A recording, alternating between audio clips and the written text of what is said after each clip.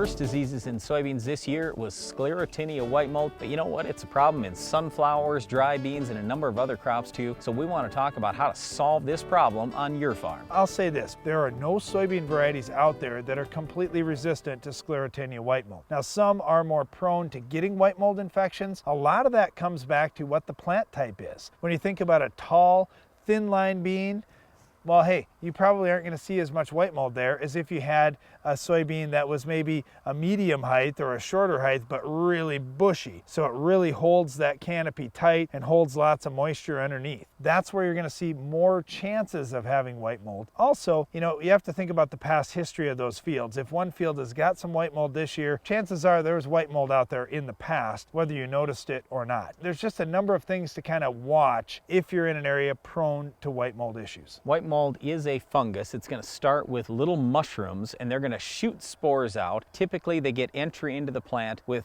dried up flowers on a soybean plant, for example. So in all crops though, it's going to come just a little bit later in the season. It's not going to be right away when the crop is 2 inches tall or anything like that. The infection is going to occur later. If you've had a white mold issue, like in soybeans this year, if you had a big problem, what you'd want to do, our advice would be go out there right away and spray Contans. It's a biological, it's expensive. It's 25 or 30 bucks an acre. So right away you say, oh my goodness, I can't spend that kind of money. Really? Have you looked at your yield monitor? A lot of guys I'm talking to, 20, maybe even 30 bushel yield loss where the white mold's bad. So go spray those areas where the white mold's bad, and this biological, it literally eats the sclerotia. Those are basically the seeds to get those mushrooms going the next time you plant soybeans. And even if it's going to be a couple years until you plant soybeans there again, you want to kill as many of those sclerotia as possible. All right, with white mold, we see a lot of variance out in the fields. And I was in a field this year that had a variety trial, and it was a full maturity group from the earliest bean in the plant in the field to the latest bean.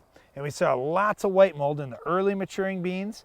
We saw lots of white mold in the late maturing beans, and kind of in the middle of those, the mid maturity beans, virtually no white mold. And your first observation is, well, boy, I like those varieties that are kind of that mid maturity. They seem to have a lot better white mold tolerance.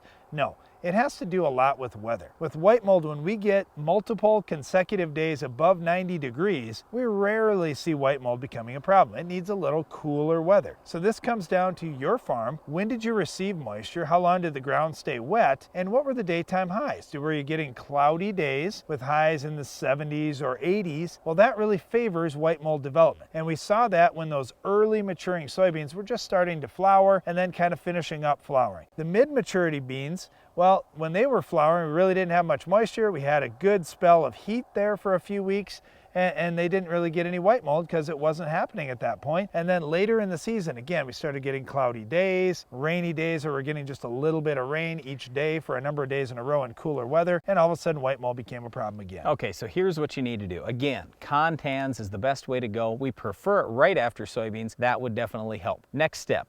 Plant in wider rows. If you're in 30-inch rows as opposed to the drill, you let more air move through. Next step, Cobra in soybeans. You can absolutely do that. It will kind of thin your plants out a little bit, drop some leaves, allows more air to move through. Valent says it's got fungicidal properties. All I know is if you look at Cobra, it's almost as good as the fungicides in terms of white mold control. Then the next step is spraying at least once and possibly even 2 or 3 times with products like Domark, Proline, Endura, these triazoles, or like Endura. I mean, those are good products to use. A couple other things to consider: variable rate planting. If you know there's certain areas of your field going with lower planting populations, just in those areas where you're more prone to white mold. One other thing is you're typically going to see this in your most fertile, very best ground, so that's absolutely where you want to take all these steps and all these precautions. And of course, crop rotation too. You rotate to corn or wheat, crops that are not susceptible to white mold. You can kind of skip that cycle. Well, one thing you never seem to skip the cycle of is having weeds on your farm, especially our weed of the week. We'll tell you how to stop it coming up next.